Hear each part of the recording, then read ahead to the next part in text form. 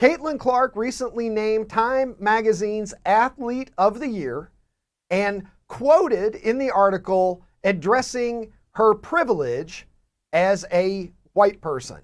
And we know the controversy that we saw all season long in the WNBA, the subplot. I'd call it the subplot. Maybe it took precedence over what was going on the court oftentimes during the season. Caitlin's play certainly spoke for itself, but there were a lot of other people speaking for her all season. Players in the league and ex-players. Gino Auriemma even talking about how Caitlin Clark wasn't going to make a great impact in the league, at least not what those who watched her play at Iowa thought that she would do. She certainly proved that wrong. And as her popularity swept through America, record attendance numbers in the WNBA, record viewership numbers for the WNBA, a league that has never turned a profit in its nearly 30 years of existence, suddenly becoming at least somewhat relevant within the American sports landscape. And we know the reason for it. It was Caitlin Clark. The fascination began when she was at Iowa. I've talked about it many times. She was doing things that I, in simplest terms, had never seen a female basketball player do, and it got my attention. And I think I speak for thousands, if not millions, of Americans in saying that. She did something that we'd never seen before. A woman pulling up from 30, 35 feet and burying three-pointers. This was an incredibly new thing as far as I was concerned. I've said before, it's like the needle went across the record the first time that I saw highlights of her. And I stopped and I said, and believe me, I'm not inclined to stop on a video of a women's basketball player. It's never happened in my life before Caitlin Clark. And I can tell you this, when I saw the highlights and I stopped and I said, wait a minute, who is that? It didn't have a damn thing to do with the color of her skin. It had everything to do with the incredible ability that I was seeing that made me say, hey, wait a minute, stop. Let me run that tape back and look at that again. Did she just do what I saw her do? Because she looked like an NBA player. Okay, she looked like an NBA player, and she's a collegiate women's player. And so we became fascinated with her ability. Now, the fact that she happens to be white was not lost, I suppose, on anyone. And certainly it hasn't been lost on WNBA players, because we have heard time and again that Caitlin Clark's popularity is largely due to the color of her skin. People have said that all along. We've heard WNBA players say that they felt an increase in hate online directed towards them, allegations of racism in Caitlin Clark's fan base. And so it's understandable why Caitlin Clark would comment on this, because she's being asked those questions. And the young woman is trying to navigate really a minefield here of potentially explosive issues that are related to race in America. This isn't the kind of thing that you just sit down and easily have a conversation about, because it is fraught with peril. Nobody wants to say the wrong thing. Nobody wants to offend anyone else. And so Caitlin Clark has been placed in a position that is in some ways unwinnable for her. And the comments that she made, acknowledging in her words that she had privilege as a white person and she wanted to show respect to the great black female players who built the WNBA in her estimation. And when she said that, what we found, we viewed on this program yesterday, Cheryl Swoops and Gilbert Arenas, among others, kind of dismissed it. Gilbert Arenas certainly did, saying that she just wants to stay at the barbecue, that her PR people are good ones because she's trying to say the right thing, implying, at least to my ears, that she didn't really mean it. So she's in a situation where she says what you would think everybody wants to hear that has criticized her or who has criticized her fan base, which is where a lot of the criticism has been directed, rightly or wrongly. That's one thing.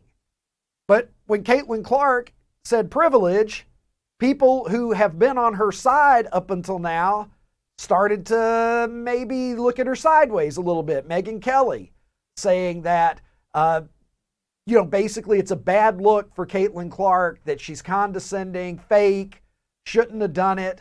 And so here she is in a position where the people that have been critical and chirping are not happy now that she's acknowledged her privilege. And the people that have been on her side are not happy because they feel as though she's bending a knee to the woke mob of people who base everything in identity politics. So Caitlin Clark was asked about this, comments related to the Time Magazine Athlete of the Year, and this was what she had to say about Megyn Kelly and others who have criticized her remarks.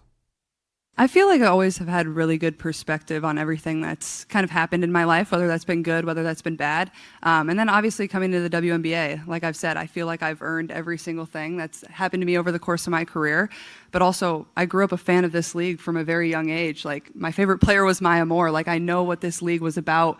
And like I said, like, it's only been around 25 plus years. So I know there's been so many amazing black women that have been in this league, and continuing to uplift them, I think, is very important. And that's something I'm very aware of. And like I said, like, I try to just be real and authentic and, share my truth. And I think that's very easy for me. Like, I'm very comfortable in my own skin. And that's kind of been how it is my entire life. Yes.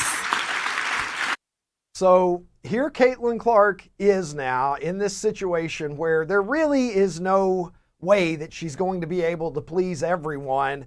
And in fact, she's probably pleased less people with her recent comments at any point in her celebrity meteoric rise that we've seen over the last couple of years. Look, here's the reality.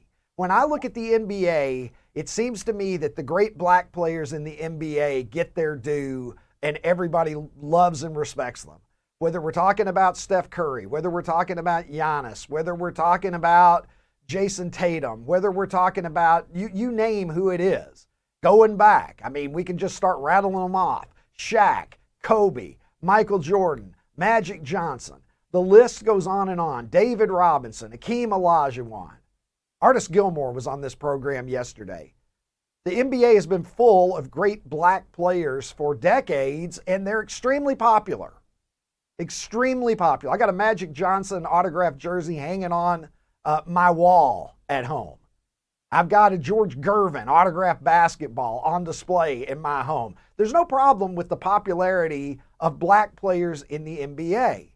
Okay, the issue with the WNBA, and I'm just going to speak a hard truth here that some people aren't going to like me very much for saying.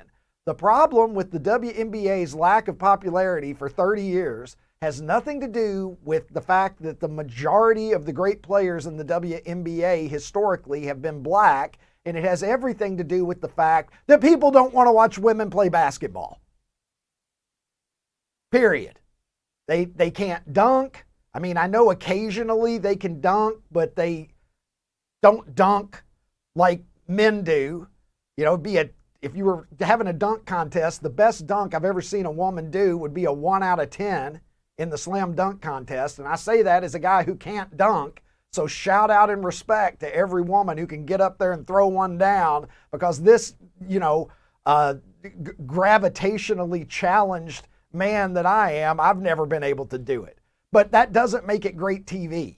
The WNBA has been rejected as a product because the quality of play on the court for most people pales in comparison to what they can watch men do, even at the college level, even at the high school level. That's the lack of popularity. Caitlin Clark didn't move the needle because she came in as a white woman entering into this black league, and suddenly everybody's interested. Hey, there's a good white player. There have been other good white players. Diana Taurasi, 6-time gold medalist. Some people say that she's the GOAT. She's white. Nobody gave a fuck. Sue Bird, nobody gave a fuck. Sabrina Ionescu, nobody gave a fuck. Rebecca Lobo, nobody gave a fuck. They were all white. They were not white saviors. Caitlin Clark was a savior to the NBA because she's an unbelievable player and she was doing shit that we've never seen a woman do. Scott Jennings, the voice of reason over at CNN. Scott Jennings, the only reason that it's worth tuning in to CNN. In fact, don't tune into CNN. Go to X and wait for clips to get posted of Scott Jennings. That's a better way to consume it. But Scott Jennings, one of the most reasonable men in America, weighed in on this very topic. Let's listen to what he had to say. You know, whether you're an athlete or anyone else, if I hear you use the phrase "my truth," I immediately then discount everything else you say, because there isn't my truth or your truth. There's just the truth. And when you start using phrases like that, it tells me that not true. Your brain has been captured by something that I don't really respect. That's not true. Number two. That's not true. Number two, the attention the league got this year was amazing, and it was all because of her. She is an amazing player. The arenas were full when she played in them. The TV ratings were up when she was on television. That's undeniable. But you know, the league still lost like $40 million this year. And it's never made money. And to me, when you're talking about having respecting people who built something, what did they build? A league that loses money every year? She has the capacity. What do you mean, what did they possibly build? What do you mean, what did they build? What kind of a business did they build? The reason why it's still up and still running, whether it's losing money or not, is because of these black women who are in this. Isn't it because of the investors? No, Scott, stop it. You stop it now. It's not. I was in Dickie's arena. Who pays for it? I was in Dickie's arena. Let me just tell you. It says more about the people who are getting offended by it than her. I think they're just disappointed that she appears to have been captured by the woke mob. You don't like the word. And here's the disappointment. It's the white privilege. Let him articulate this, because I want to learn something. I feel a little bad for her, because she's going to learn that it will never be enough. No matter how much of the phrasing, no matter how much of the groveling you do, it will never be enough for the people in that league that hate her guts. Why do you assume they hate her guts? Why do you assume that she is trying to pander? Isn't it also because I hear the language? It's the language of the pandering. Scott Jennings saying she's the best thing to happen to the WNBA, and it's too bad her coworkers hate her for it. If there's one thing that we have learned from the sort of identity politics, identity culture that the left has embraced so tightly in recent years, it's that you can never please them. And when you attempt to bend, when you attempt to throw them a bouquet, when you attempt to try to validate some of their complaints, and in an effort to extend an olive branch and hope that somehow you can both latch on to something where there's at least an acre of common ground somewhere, it never pleases them. It never pleases them. They move on to the next set of grievances. Caitlin Clark will never be able to say enough pandering things to the folks who see everything through the prism of identity to make them happy. And in doing so, she's going to upset people who see it for what it is. And she's going to lose fans, and it's unfortunate because, again, as I've said, Caitlin Clark is a basketball player. She's a young person in her early 20s who should be focusing on basketball, and I'm sure she is. I'm sure she's working on her game, getting ready for her second season, and I'm sure she's going to be even better in her second season. But still, you are diverting energy, attention, emotion from where it should be. She does not have to be some sort of cultural, racial spokesperson, and being put in a position where she feels compelled to do that is fundamentally unfair to her. The WNBA has not succeeded for 30 years because of anything to do with the race of its players. Most of the great players have been black, and all credit to the outstanding female basketball players who have played in that league for 3 decades. But the fact is, how good you were didn't move the needle. It didn't translate to dollars. It didn't translate to butts and seats. It didn't translate to people tuning it in on television. And Caitlin Clark changed all of that. And to say that the main reason that happened is her race is a fucking insult to her, and it's a fucking insult to people like me who tuned in specifically to see her talent, not the color of her skin. And with that being said, I will go now to the international streaming star who joins me from Nashville, Tennessee, Ronnie T-Shirts. Ronnie, Caitlin is back in the headlines here for us. I knew she was going to be in 2025. I wasn't necessarily expecting it to happen before the end of the year, but here we are. Yeah, dude, you touched on it with some names, and I'm so confused. Like, why do people think that the reason that there's even a smidge of interest from somebody like me and you for the WNBA is because Caitlin Clark is white? You named 4 players. Let me give you Elena Delle Donne, Breanna Stewart, Cameron Brink, Kelsey Plum. They're all white too. Why are they not moving the needle? Like, some of these girls are really good, like really good. Like Sabrina. I mean, Sabrina was in the 3-point contest against Steph, right? In this last All-Star game. So it's just another bullshit.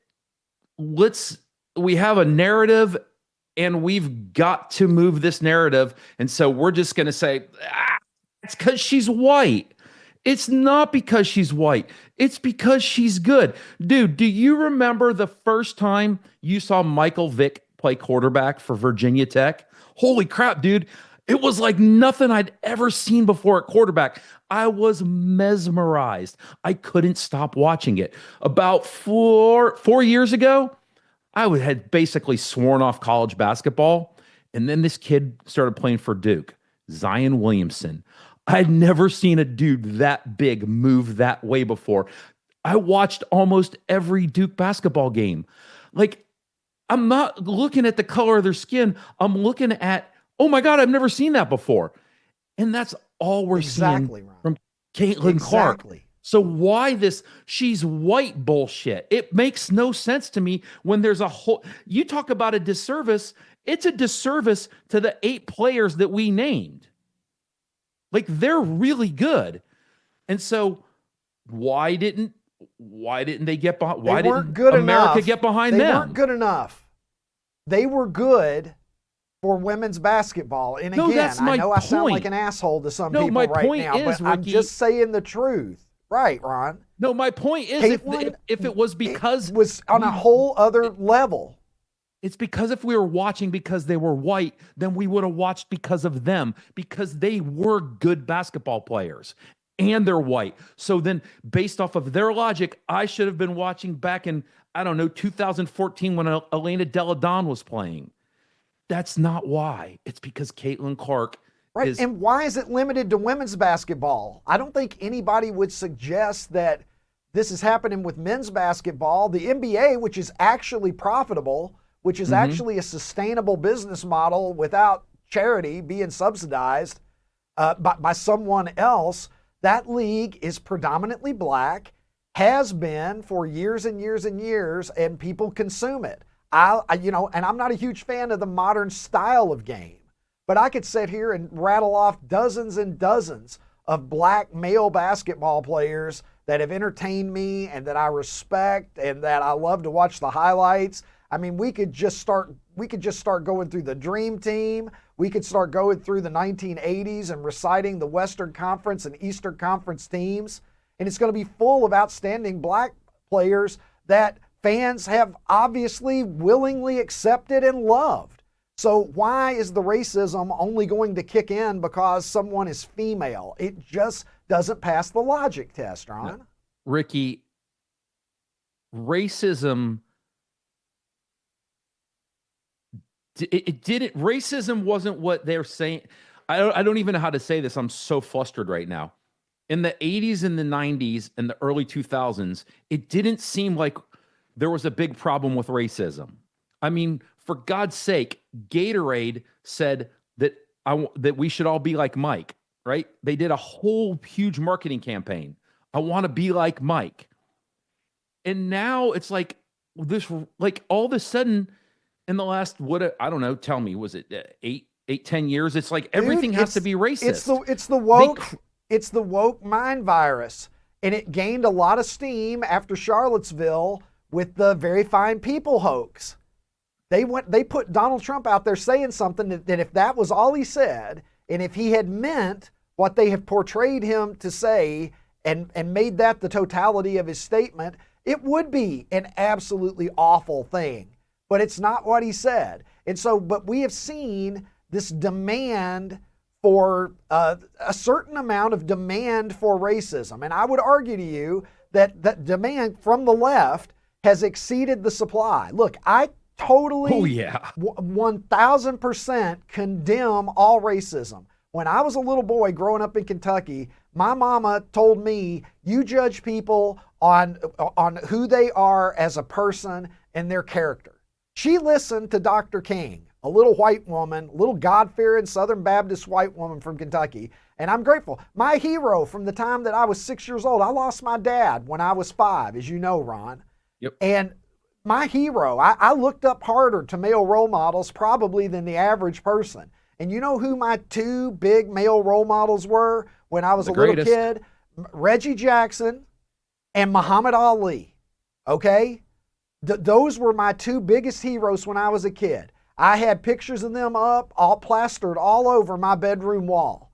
I admired them, looked up to them. As you know, my story of meeting Muhammad Ali, one of the most impactful days of my life, apart from the birth of my children. Okay? So, you know, but we are at a point here. So racism, yes, I condemn it completely. I have my entire life. I taught sociology Almost everybody does for now. 21 years. I got thousands of students who can sit here and say what Ricky Cobb said in the classroom about how despicable racism is and how much it's damaged our country. George Wallace standing in front of an academic building in Alabama to deny the first black student from being able to enter to go to a college class. Reprehensible. What happened in Oxford, Mississippi when James Meredith was the first black student at Mississippi? Reprehensible. The fact that no black players were allowed to play in Major League Baseball until 1947 is a stain on our society. It's shameful. And all of these things are real. They happened. They should be condemned. And we never want to have a society that allows those kinds of things to happen again. But what we have seen in recent times with the leftist movement, the woke movement, whatever you want to call it, is, I think, using racism at times as a device to try to get the narrative going in the direction that they want it to go. And in the case of Caitlin Clark, I think that this is misplaced. Then all I can think about right now is the left just must be really, really, really, really stupid, because that was their playbook for, what are we going on, six years, maybe 4 years? They just saw that it backfired immensely on them, and yet they keep doing it. So I don't understand why they keep going to the same playbook that just doesn't seem to resonate with the American public. All right, Ronnie, let's move on. Did you see where Donald Trump rang the bell at the New York Stock Exchange? I did. Did you see this? I need to I need to move on here. I clearly how I feel, I've said. I know how you feel. I think that we are basing our statements in logic here, but let's get going here and get through this A block. I got a lot of shit I want to get to. Let's start with Donald Trump ringing the bell at the New York Stock Exchange. He's the first to do that since President Reagan back in the 1980s. And there were chants of USA as he was doing it. I think we have the sound of this. Let's go to it and take a look at Donald Trump at the New York Stock Exchange.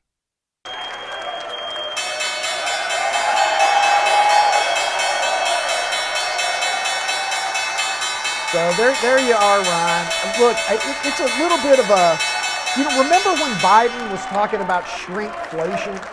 Mm-hmm. It at least feels like something might get done now, rather than the previous guy who was like, hey man, there's not as many potato chips in the bag, man. What's going on here? Let's bring in somebody who has an understanding of capitalism and how this economy is supposed to work, Ronnie. Are you with me? I am. It definitely feels that way, right? Like sometimes it just feels like there's an air, and you can kind of feel it. Whether it's real or not, it definitely feels that way. Yeah, the mood is shifting in this country, and we're looking for big numbers from the Dow Jones in the coming months and years. And speaking of big numbers, Ronnie. Ooh. You like that? I have Speaking no of big idea where we're going numbers, with this. today is the anniversary of a historic NBA game. All right, the highest scoring game in the history of the NBA took place today in 1983. Do you know the game that I speak of, Ron? I think it was the Pistons versus the Nuggets. Take a look at that. No 186, 184, baby. No overtime. They think there's a lot of scoring. It was a triple overtime game, Ron. Oh, okay. But still, 186, 184. But yes, that wasn't 48 minutes. That was 63 that it took to get there. But in those 63 minutes, here's the thing that is really the reason that we're talking about it, Ron. Okay. In those 63 minutes, 370 points scored. Obviously, as I said, highest scoring game in league history. You know how many three-pointers were made in that game? Do you want to take a guess?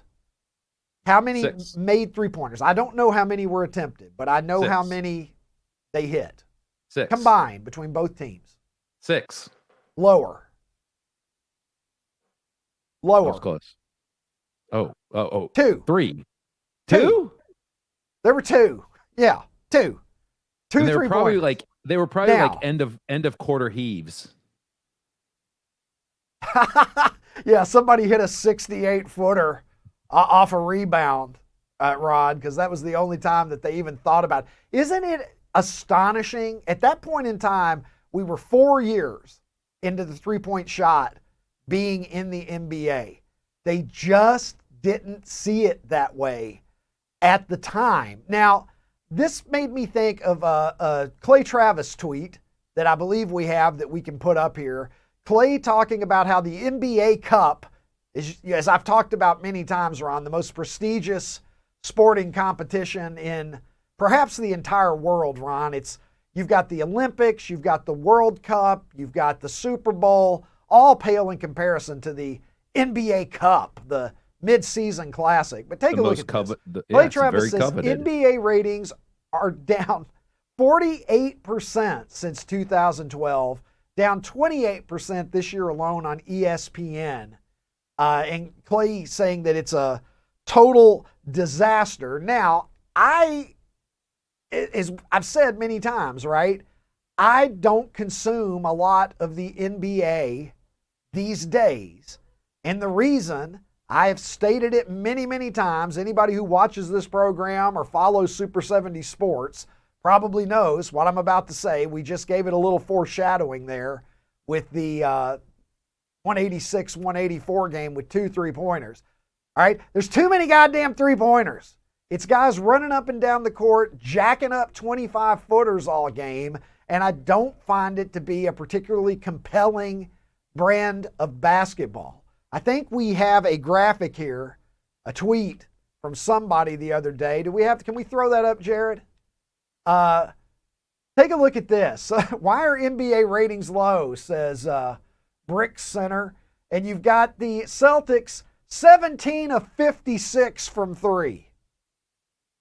And then there's still a couple of minutes left in the game. I'm sure that they were able to get up at least a couple more. Do the math, Ron. That's over a 3-pointer every minute.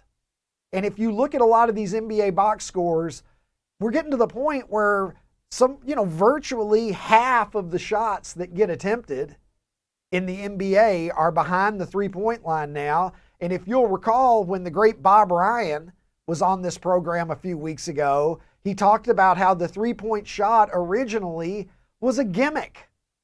It was just a gimmick. It was never intended for serious competition.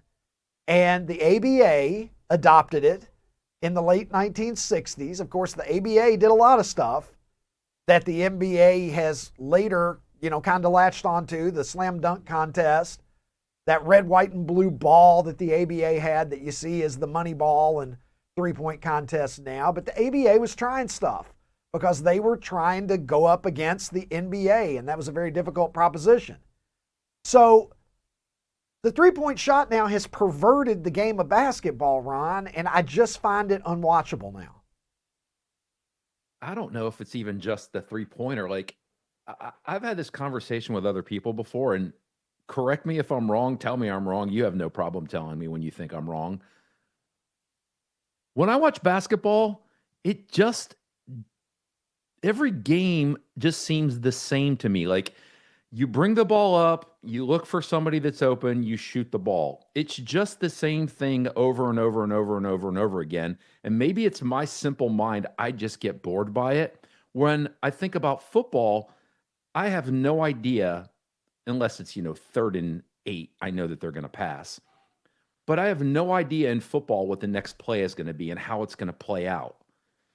I just feel like basketball is just the same thing over and over again, up and down the court. Somebody makes a layup, somebody makes a pass, somebody shoots. It doesn't stimulate my mind very much to watch a basketball game.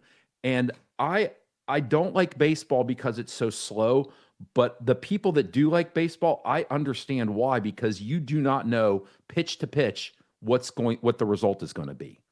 But in basketball, I can pretty much guarantee what's going to happen. Basketball used to have more things that were possible in any possession, right? It could be the mid-range game. As I've said before, I was talking about it with Bob Ryan, interior passing. Things that you just don't see anymore. And look, I'm sorry, I grew up on Magic Johnson and Larry Bird. I grew up on Lakers Celtics in the mid-1980s. I grew up on watching Michael Jordan and James Worthy at North Carolina. I grew up on Bobby Knight. I grew up on that era of basketball, and I don't think that the game was ever intended to be a glorified pop-a-shot,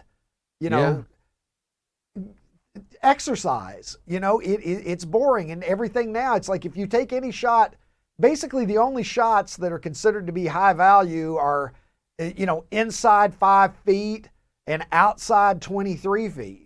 And that if you ever looked at like the shot diagrams for an NBA game, the little circles that show you where the shots were taken from and where they were missed, and it's all behind the 3-point line and it's all in the paint, Ron.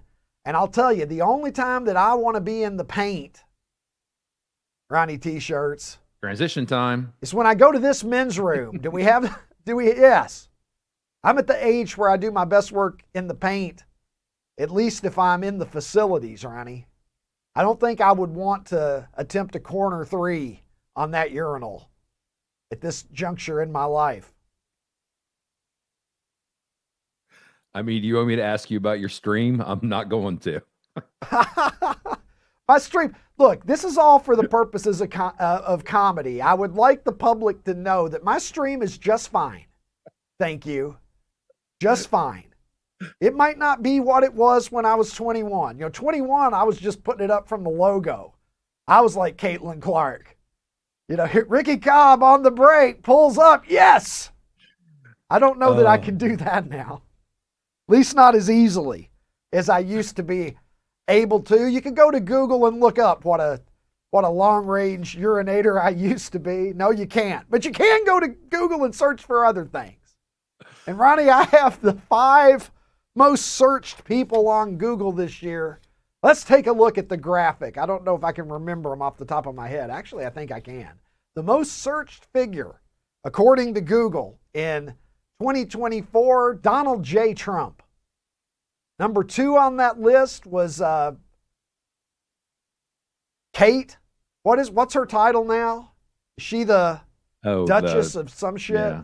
Kate Upton. Not Kate Upton. Yeah, I don't Kate, know. The Duchess. I'm going to tell you something. On the list of things that I don't give a flying fuck about, that's number 1. Royalty is right up there. And the reason that she's number 2 is she had health problems. I believe she had cancer, and there were questions. And so, all respect to that. She wasn't being searched just because she was royalty. Certainly wish her well, but I'll never understand the fascination with royalty, particularly among women. Women love that shit. Is that the same reason that they like princesses and stuff like that?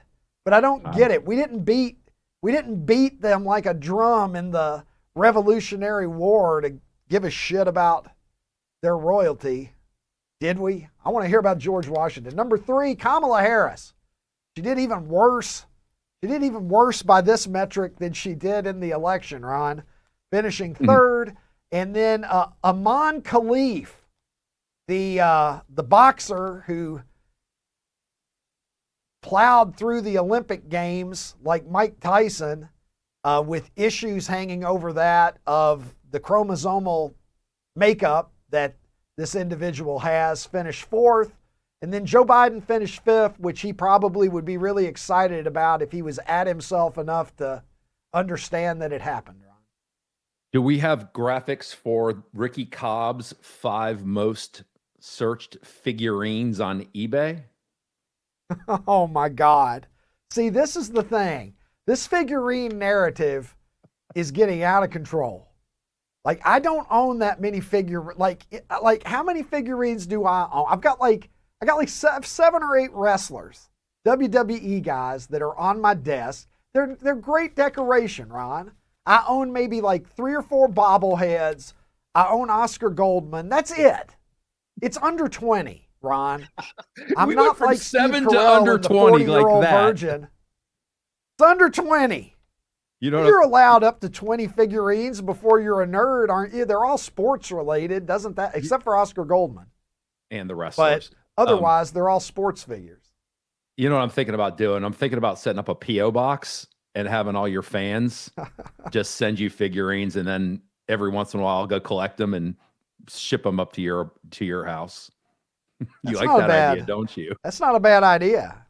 That's not a bad idea, Ron. I wouldn't mind having an Elvis figurine. How about, if Elvis would have been high on any Google search list, if we'd had the internet back during his lifetime. Take a look at that. I can't read it, Ron. I don't have my laptop here in New York. I know it's, oh my God. That's the nicest thing that anybody's ever said about Rosie O'Donnell. And maybe the nastiest thing that anybody's ever said about Elvis Presley. You want me to read it? Read that for me, Ron. I can't see it. My eyes aren't good enough. Had to be a hell of a feeling. I know it's brilliant. The outfit and board your private jet with 48 illegal prescribed, I can't even, something prescribed drugs. Ron, we're going to have to get you hooked on phonics, motherfucker. Dude, it's so small. I can barely read it. This is great TV. All right. Well, anyway, I'm sure it's outstanding, but I believe I make reference to the fact that he probably has at least one handgun on him. Elvis, if you look at Elvis in the 70s, my favorite Elvis is 70s Elvis. And he was cool as shit in the 50s. He was cool as shit in the 60s. But by the 70s, declining Elvis, mental illness Elvis, that's your favorite out Elvis? On all kinds of these drugs. Yes. I like mentally ill, full of prescription drugs Elvis the best. Looks like you got stung by 1,000 bees. He's a classic example of like somebody who's losing it, but is surrounded by so many yes men that like nobody would be the person, because all the grifters and everybody that's making a living off of him, nobody wanted to be the one to say like, hey, King, are you sure you're okay? Is everything all right, King? Maybe we should slow down for a while. So anyway, poor Elvis. But yeah, so he was just doing what he wanted to do. He was walking around Tennessee in the 1970s wearing jumpsuits and shit, pretending that he was good at karate, and everybody agreed that he was a black belt. If you're rich enough and successful enough, you can find people to surround yourself with that will indulge your every, eccentricity, Ron. Yeah, Elvis my pledge to you is when I see you going down that path, I will absolutely put an end to it. I will not let you go down that path. Well, like if the figurines, like if you see me getting some figurines that don't really seem to be in character me, please say something. Your kid's tuition's not getting paid because you're just buying figurines left and right. If you're like, hey, wait a minute, Ricky, is that a Cabbage Patch doll? Are you okay? We're going to rehab. Ricky, this is an intervention. Strawberry shortcake? Pete Hegseth. I'm sure Pete Hegseth would love this segue if he was watching our program. Pete Hegseth, Trump's nominee for Secretary of Defense, had a nice little moment when CNN asked him a question, and he shut them down in the most boss way possible. Let's take a look. Do you believe that gay people should be allowed to serve in the military? Yes. You said, can you just respond to the CNN report this morning? It was highlighting some of your previous comments saying I don't feel the need to respond to CNN. Have a good day, man. You are comfortable with gay people openly serving in the military. Did you hear what I said there? Have a good day, man. Thank you. I don't feel the need to respond to CNN. See, here's the flip side of Elon's best quote ever. When Elon tweeted, "You are the media now," okay, Pete Hegseth basically just saying to that CNN reporter, "You're not the media now." I don't think I owe CNN anything. And you know what? More fucking power to him. CNN doesn't deserve to be treated any more seriously than some guy in his underwear in his basement who has a blog, as far as I'm concerned. So all credit to Pete Hegseth for that. The guy with figurines has thoughts about CNN. Here, get your ass over to OutKick.com. Would you? There's a holiday sale going on now that you want to get in on. I'm just saying, if you need some OutKick apparel, and who doesn't, quite frankly, you can find it at shop.outkick.com. All kinds of good stuff there. I love, personally, the Thursday night Mowing League merch, Joe Kinsey's outstanding enterprise. Of course, shout out to Dustin Fink as well, the 2024 champion and also a Hall of Famer now. So you can dress just like the pros if you want to get in on that, or you can get into a lot of other stuff. Way too much good swag for me to even detail. Use holiday code HOLIDAY. That's right, HOLIDAY is our code this season. Simple enough. Hopefully you can remember that. Take a look at this. Get yourself maybe Ronnie, you'd look good in a DBAP sweater as you're drinking your eggnog this year. Maybe an I'm sexy and I mow it would be a good one for you. Hey, OutKick fans on YouTube, if you enjoyed this episode, hit the subscribe button and make your way over to OutKick.com where you can watch the full episode.